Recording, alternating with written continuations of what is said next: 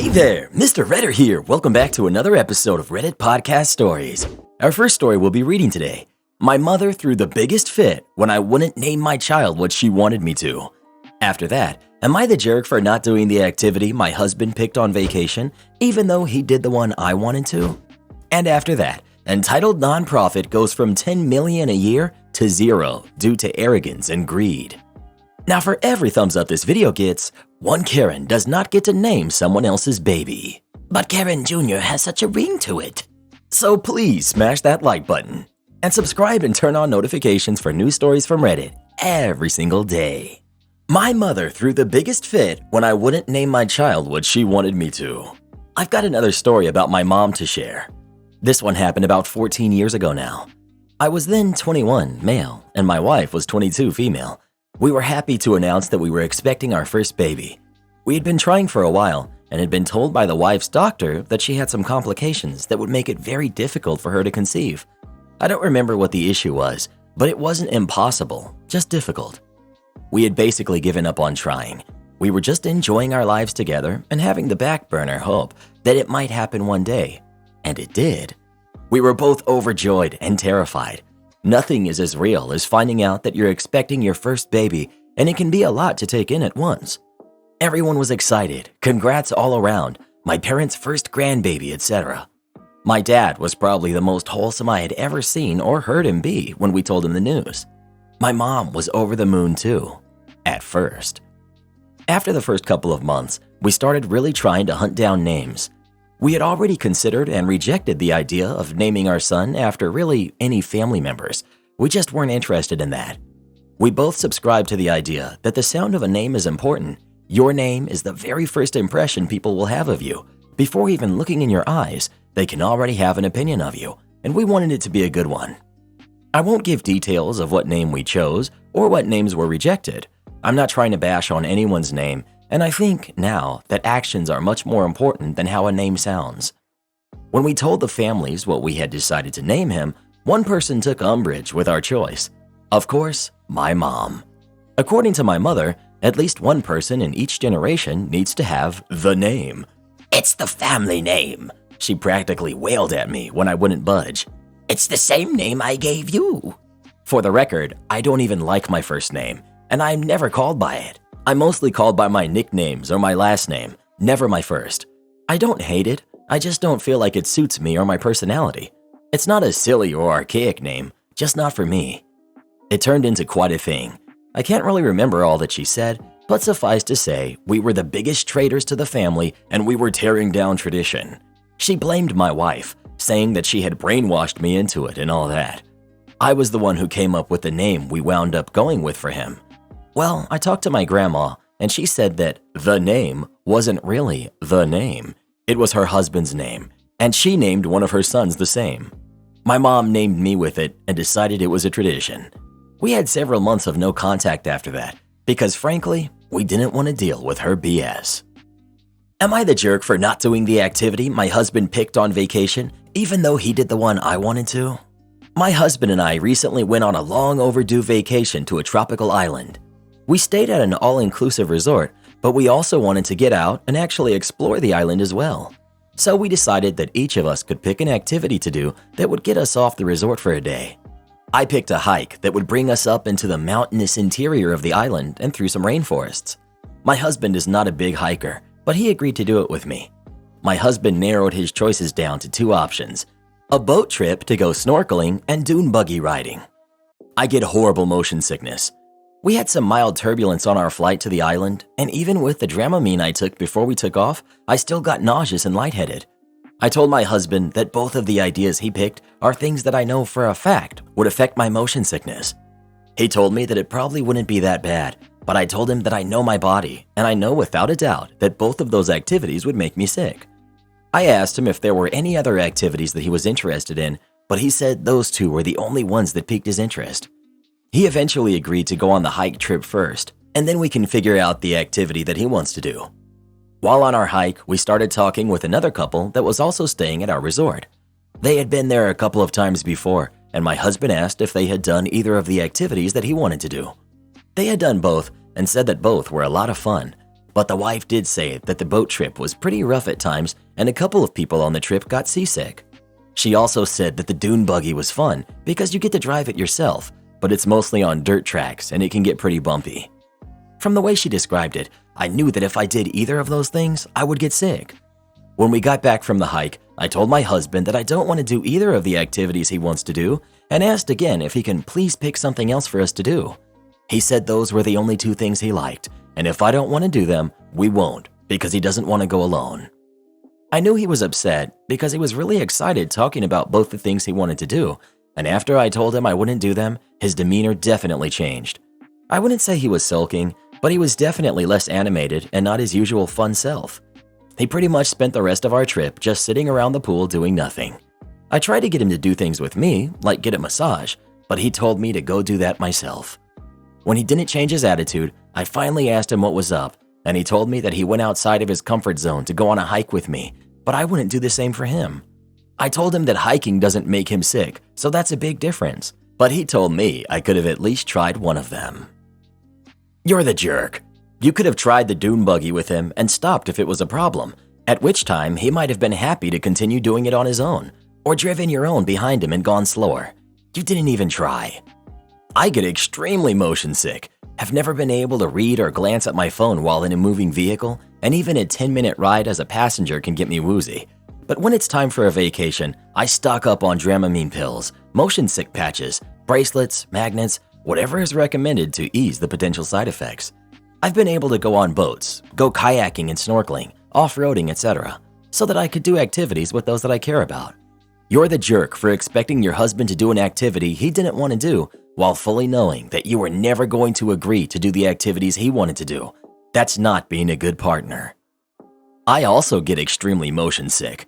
You're fortunate that those things control your sickness. The OP knows how she reacts under certain circumstances, and I don't think she should have to get physically sick to prove it to her spouse. My spouse and I went on a similar vacation last summer. I wanted to do an excursion which involved traveling in an open-air vehicle to do a hike. I was told that it was about a 20-minute ride. It was not. More like 90 minutes of mountainous roads, speeding up and slamming on brakes. I was so sick by the time we arrived that I was seriously considering walking back to the hotel. I wouldn't wish that on anyone. I understand the spouse being disappointed, but I also see the OP's point of view. No jerks here. Everyone sucks here. I 100% understand you not wanting to risk motion sickness on your vacation, and I think your husband is a jerk for expecting you to just try it when you're getting nauseated on airplane rides. Edit. You were transparent that you didn't want to do those things for a totally legitimate reason. I also understand feeling disappointed that he put a damper on things when he didn't get to do what he wanted. However, I feel like where you lose me is the deal you made, where you got to do what you wanted and he was left feeling like he missed out. If you couldn't agree on activities you both liked or follow through on the compromise of you both getting to plan a day, you could have agreed to just not do anything off-resort. My wife and I have done the all-inclusive thing, and there's plenty of fun to be had just enjoying each other's company on the beach or by the pool. Many offer events at night, like music or dancing, etc. You pushing him to do the thing you like, but no he doesn't, all while knowing full well that you were never going to do the things he was excited about, is a pretty selfish move. Y'all should have planned better in advance and made sure you were both happy with what was planned versus making sure your desires were covered and agreeing to figure out what he wanted while you were already on vacation. You played a game of chicken where you both assumed the other would roll over, and instead, you both lost out. Just try to communicate better next time. Well, who do you think is the jerk? OP or her husband? Please let us know. I'm sorry, but if I get motion sickness doing activities you want to do, I'm not going to do them. Sulk all you want. If you loved me, you wouldn't want me to get sick. Entitled nonprofit goes from $10 million a year to zero due to arrogance and greed. So I volunteered with a nonprofit service club for almost 2 decades. We had a fundraiser, legally licensed gambling in our country, that would gross $1.5 million per year. There were only a dozen members, so we didn't do much except hang out, volunteer for other charities, and redonate the money with a big presentation check. In 2019, we fired one of the 2 employees for our fundraiser. I agreed to work for 3 months as a contractor at $25 an hour until they found a replacement. I found ways to improve the fundraiser and turned $1.5 million in annual sales into $8 million after only 9 months. Then lockdown hit and I revamped everything again to get us 15 million annual sales, 10 million net profits in 6 months. I was working my butt off, putting in 50 to 60 hours a week sometimes. The club was pressuring me to submit an invoice as I hadn't been paid the entire time. I wasn't motivated to charge anything since my original intent was to work for free for 3 months, but finally submitted a discounted invoice for $52,000 for the past 15 months after we all agreed I'd been working too long and they dropped the ball in their intention to hire a replacement.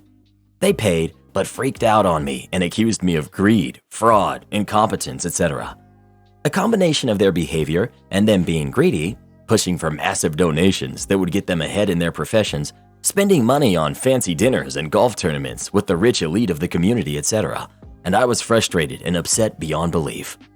I stuck around and sometimes got guilted by members into staying after multiple attempts to quit for another year out of loyalty to my staff, almost 24 at that point, and the charities I was involved with for decades. But I finally broke and I walked away at the end of 2021. Here's where the malicious compliance comes in.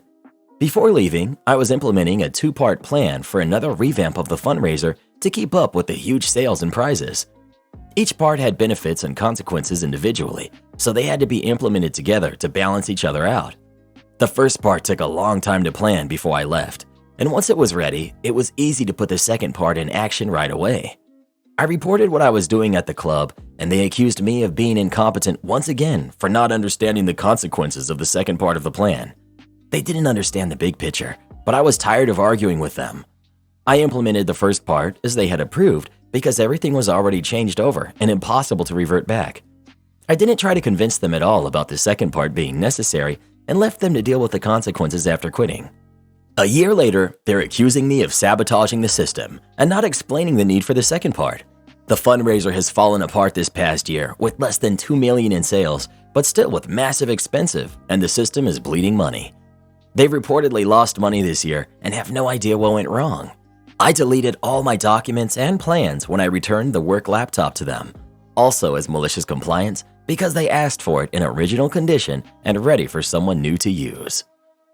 Am I the jerk for telling my late dad's in-laws that their granddaughter is not my responsibility? I'm 19, male, and my younger sister, Kala, 15, female, lives with me. Our dad and his wife passed 3 months ago. Mine and Kala's mom passed when we were younger. Dad and his wife had been married for 4 years. His wife had a daughter, Lacey, who is now 5. When CPS became involved, because both were left orphans, I stepped up to take my sister. I was already working full-time since I skipped college, and I just about had what I needed to take care of my sister. They asked me about Lacey, and I told them I just wanted to take my sister. Lacey was placed with her grandparents, my dad's in-laws. They became aware of the fact Kala came to live with me and that I had been offered the chance to take their granddaughter and refused. Once they learned this, they asked me why, and then pestered me about it for weeks. Finally, they told me that they were older and she could use as much family as possible and that she misses Kala. She wouldn't really remember me. I asked Kala if she wanted to see her, and she said not really. So I told them we were not interested in staying in their granddaughter's life. They told me she's our little sister, that my dad would have wanted us to stick together. I told them I didn't care what my dad wanted. They said not to punish her for the sins of my parent. I blocked them and continued on with things until they sought me out on social media via one of their older grandkids and told me that I should be ashamed of myself and their granddaughter deserves to be with her siblings and be raised by me since I'm young, fit, and healthy and could run around after her like they can't and will be around a lot longer than them. I replied once that their granddaughter is not my responsibility and that I wanted them to leave me and my sister alone because we have no reason to be in touch ever again. That wasn't the end, and they called me selfish and cruel a few times via another account, so I had to set my account to private to stop them. Am I the jerk? Edit to add, making clear that Lacey was my dad's stepdaughter, not his daughter. Edit 2, I'm a guy, not a girl. Just wanted to point that out because I've noticed a couple of people use the wrong pronouns for me and figured adding it here would help. Edit 3, some info that keeps being asked. The biological dad is not on the scene. I don't even know if he's still alive. He's never seemed to be in the picture though. He could also be unknown or something, but there is no biological father involved. I also was not close to my dad, neither was my sister. There was a lot of stuff involved there, But I was no contact with him and everyone but my sister for more than a year before he and his wife passed, so I had nothing to do with Lacey for more than a year. Wait, you're 19 and looking after your 15-year-old sister, and they wanted you to take care of their 5-year-old granddaughter too? Not the jerk. They need to figure out how to provide care for their granddaughter. You're 19 years old. Taking care of a 15-year-old is a lot different than raising a 5-year-old. Sounds like Lacey isn't even related to you. Not the jerk. Her relatives can work it out amongst themselves. Guilt-tripping a 19-year-old is beyond the pale. Am I the jerk for telling my son's teacher to speak to me, not my girlfriend? This happened a few weeks ago, but the situation was brought up again recently. I, 28 male, have a son, Nathan, who's 6. I'm his sole parent because his mother lost the custody battle. His school was made aware of this when I removed his mother's details from their system, and his current teacher for grade 1 has not met my ex. Due to the nature of the custody battle, his teacher does know about my ex for safety reasons, as she's been barred from coming to the school to get him. Basically, she knows that if she ever sees me with a woman, it's definitely not my ex. His school has parent-teacher meetings twice a year, once before the Christmas break and another at the end of the academic year. I've been dating my girlfriend, Venus, who's 24, for the past 8 months, and she has an amazing relationship with my son. He likes her a lot, and he asked me if she could come with me to the parent-teacher conference because he wanted her to hear that he's doing well at school. My son used to struggle with English, as his mother's native language is Spanish. My Spanish is okay, but Venus is fluent, so she helped him improve his English speaking by tutoring him. At the meeting, I noticed that the teacher was only speaking to Venus. She was making eye contact with her and only directing conversations to her. I found this annoying because although I know most primary parents are women, the teacher is well aware that I'm Nathan's sole parent. Venus kept redirecting the conversation to me, and I did ask a few questions, but the teacher would speak to me for a few seconds and then go back to speaking to Venus only. Eventually, I said, "I'm sorry to interrupt you, but I'm Nathan's father, and I'd appreciate it if you spoke to me." The teacher seemed taken back and irritated, but she apologized and spoke to me for the rest of the meeting. I told my brother-in-law, sister's husband, about what happened, and he thinks I overreacted. He said that while he does find it annoying when teachers only speak to my sister at meetings, he understands that it's not out of malice and just a force of habit since mothers tend to be more involved than fathers. He also said it was my fault for bringing Venus along to the meeting. He thinks it was a jerk move for me to interrupt the teacher and make her feel like she did something wrong for something that was most likely not malicious. It was brought up again at Christmas because Venus spent it with my family, and my mother asked Venus if she had Nathan's inhaler, and my brother-in-law interrupted and said, "Careful, he might freak out on you now." I would like to put this situation to rest. Am I the jerk? Edit. I did tell the teacher that Venus was my girlfriend as soon as we sat down. Not the jerk. The teacher clearly knows that you are the sole parent, and yet she directed all of her conversation to Venus, whom she is obviously meeting for the first time. She doesn't even know if Venus is involved in Nathan's life or not. Also, you were not mean or rude to the teacher, so your brother's comments are uncalled for. Not the jerk, but your brother-in-law is. That's your son, and you should be the one the teacher addresses, especially since she knows you have custody and Venus isn't his mother. Not the jerk. It was a valid demand, and you made it perfectly polite. The difference between your brother-in-law's experience and yours is that while the teacher may mostly talk to your sister instead of him at parent-teacher conferences, your sister is actually the kid's mother. Not so with Venus and Nathan. No jerks here. I'm a teacher. I might have addressed the girlfriend more too, mostly because, even by your admission, she's the one helping your son the most academically. The teacher probably knew this and didn't intend to make this personal. You were right to mention it, but in the future, maybe go to conferences on your own. I can tell you that significant others and step-parents are often directly involved in raising kids, so I can understand why the teacher was asking your girlfriend more questions. Well, who do you think is the jerk? OP or the teacher? Please let us know. Am I the jerk for not calling mother-in-law to apologize after reviewing the security footage? I'm currently planning a wedding with my incredible fiancé, Ryan. Ryan's mom, Kate, does not approve to say the least.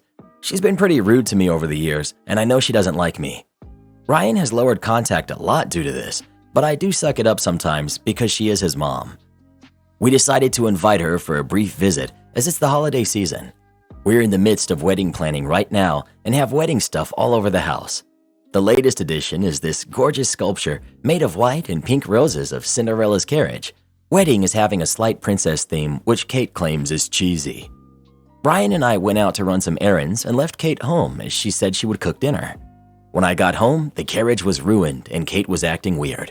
She said it didn't matter what happened because she knows we're going to think the worst of her, and she knows her son is never going to defend her. I lost it and began crying while Ryan demanded to know what had happened.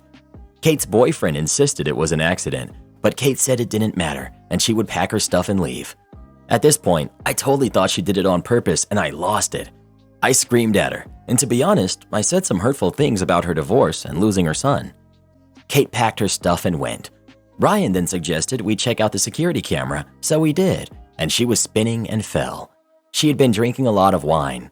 In the video, she immediately began crying and said we were never going to forgive her. Who would believe this was an accident after our history, and that she had just ruined her relationship with her son? Her boyfriend literally said, "Who cares about their stupid wedding? You're bleeding." When Ryan saw this, he called her and tried to apologize. He left a voicemail. He asked me to do the same, as it was truly an accident. I said I wasn't ready to apologize, as she made it all about herself and didn't even try to tell me the truth. She was willing to ruin her relationship with her son instead of trying to be honest, and she didn't correct her boyfriend when he said, "stupid wedding." Ryan thinks I need to apologize and said he's disappointed in me. A couple family members are agreeing and saying Kate is the victim here. You're the jerk. Can you honestly say you would have believed her had she said it was an accident? Because her boyfriend said it was an accident and you didn't believe him? Your behavior was way out of line. It is a stupid wedding when it comes down to the importance of your future mother-in-law's health versus a sculpture. Everyone sucks here. Mother was drunk and fell over something and broke it. Refused to explain what happened, drama initiated. OP screamed at her and somehow decided to bring her divorce into it. The boyfriend was worried about her injury and bleeding more than he cared about the wedding. This does not make him a bad person. OP should absolutely apologize for the things she said, like apologize in a really big way. Mother needs to learn to be a little less dramatic when crap happens while she's drunk. Am I the jerk for asking my friend if they want to buy something that I got for free? My fiance and I had our two friends over for dinner tonight whom are a couple, and towards the end, where they're getting ready to go home, I asked them if they'd like to buy our brand new unopened item because we have two. Amazon had accidentally shipped us two of the same item and told us to just keep the other one. We have no use for the other one, so we were going to sell it on Facebook Market for $120 because it's $160 on Amazon. Said friend said, "Don't you need it?" We explained that we have two and that Amazon accidentally shipped two and let us keep the other one for free.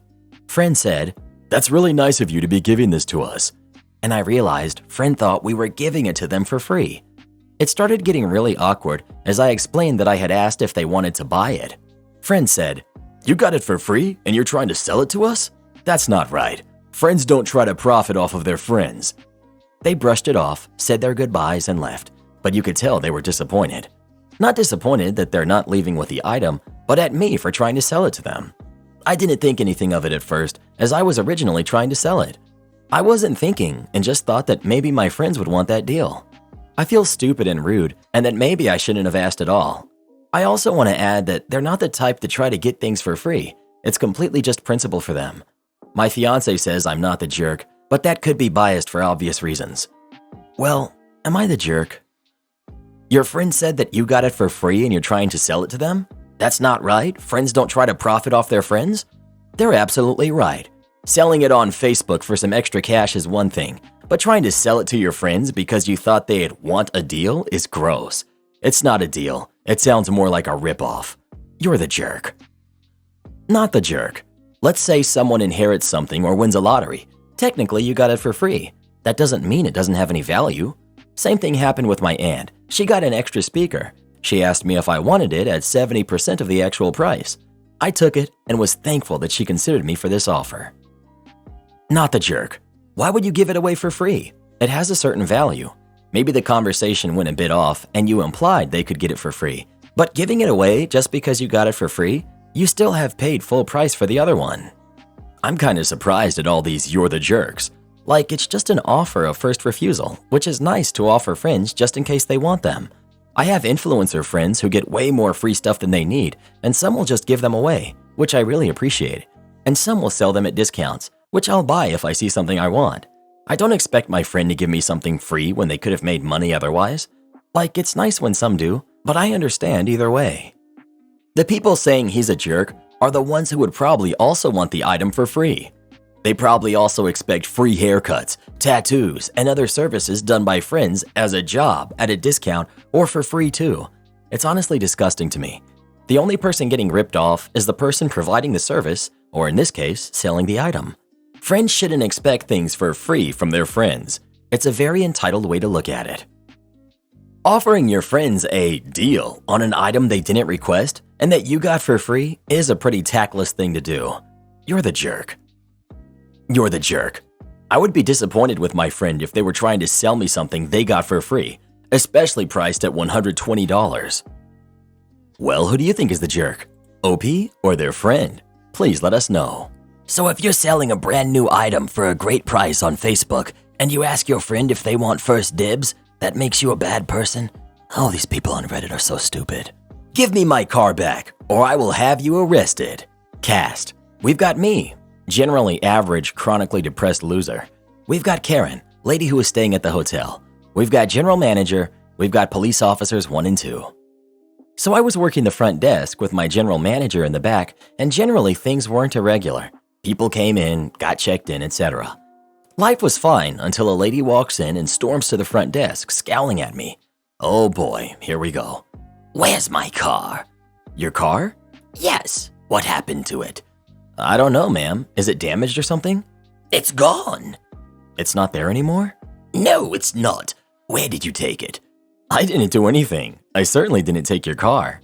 So after this loud exchange, my manager comes to the front, wondering what all the noise is.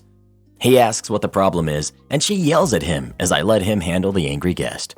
He could already tell she was the unreasonable type of person who didn't care how things worked so long as it was in her favor. Seeing this, I'm glad to be out of the situation. I wasn't. As it turns out, her car was towed because she hadn't placed the parking ticket we provide our guests, for free, on her dashboard so that they can park at our hotel. This little rule was added because people don't care that our parking lot is not a free parking car lot where they can leave their car for an indefinite amount of time. You have to be a guest or do a park and fly with us for us to issue a parking permit to use. We hand them out to every guest and inform them every time that they need to place them on their car dashboards immediately, or our security will call the towing company we contact to tow their vehicles away. No, leaving it in your pant pocket doesn't count, sir. They tow all week, but their customer center is only open weekdays, and I think it was a Saturday or Sunday, so she was already in a bad way on that front. Her first excuse is that we never told her that. The general manager said that it's part of our standard check-in speech, and if she didn't listen, it's not on us. Then her next version is that she left her window open and someone must have stolen her ticket, and only the ticket. We call the towing company, and one of the attendants mentions that when the vehicle was brought in, all the windows were closed and they didn't see a ticket anywhere. We asked if it was possible for them to bring the vehicle back so that we could just circumvent this whole issue and get her to stop throwing a fit at the front desk. They were closed and didn't have any drivers available to do that as it was the weekend. Then, my favorite, she turns to me and ignores the manager entirely and demands that I bring her car back or she'll have me arrested for car theft. I give her the most, "Are you serious?" look that I can, and my manager scoffs before saying we can't help her as the blame is solely on her. She storms off and I shrug, and my GM goes into the back thinking that she gave up. Well, if you read the cast of characters, then you can infer that I was wrong about that assumption. She comes a while later in, flanked by 2 police officers and a smug smirk firmly on her face as she pointed at me and said, "That's him.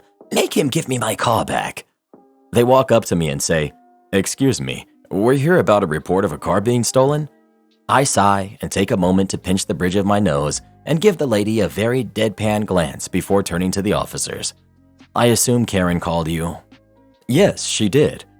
I roll my eyes and launch into an explanation of events and why her car has been towed, not stolen. Fortunately, the officers are very calm on the matter, and when they asked for more details on the towing company we have a contract with, they nodded in understanding.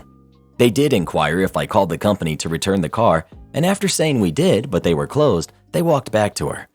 I could even catch one of them mutter, "Why are we even here?" After they talked to her and her growing more and more outraged, she finally threw up her hands in frustration, stomped off to her room, and left the next day. She trashed the room, but we had her card on file, so we got the last laugh. Am I the jerk for forcing my son to wait to marry his then high school girlfriend? I, female 50s, have two sons, Dan, who's 22, and Sam, who's 27.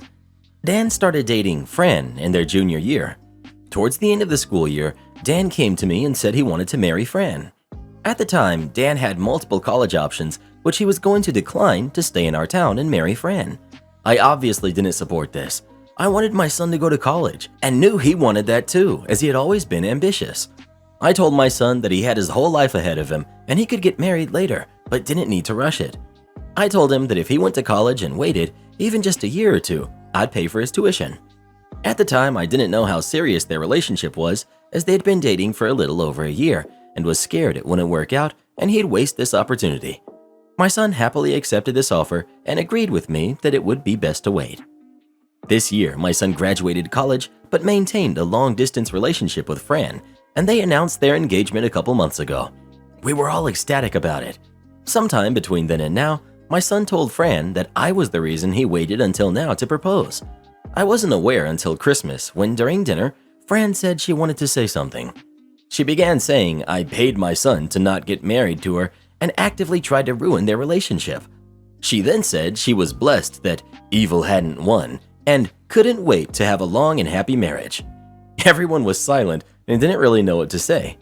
My son approached me later to apologize and said she had twisted his words, but it's been constantly weighing on my mind as friends and family present all have different opinions. Edit. If my son had married Fran out of high school, he wouldn't have gone to college. My son chose to go to a school so far away. There were closer options, but he liked the school he chose. I will be showing Dan this thread and update if he responds. Fran currently works at her mother's bakery. She wants to be a stay-at-home mom once they get married and was waiting for Dan to come back home. Update. Dan and Fran have talked and cleared the air around this situation. Fran feels awful about what she said and realized she should have come and talked to me privately. This situation, however, brought up other issues between the two and their future, as Dan expressed to Fran he would like to go to law school. Fran wants them to start their life together and thinks it's unfair for Dan to make them wait 4+ years. Dan is currently home, and we will be dealing with this together. Thank you all for your advice. Dan has read this thread and is now feeling unsure about their relationship. Not the jerk. Your future daughter-in-law showed to the entire family that you were correct and that your son was wise to delay the marriage. Support our channel by joining as a member today, and we'll give you a shout out in our next video. Or come watch this video next. You won't believe what Karen does in that one.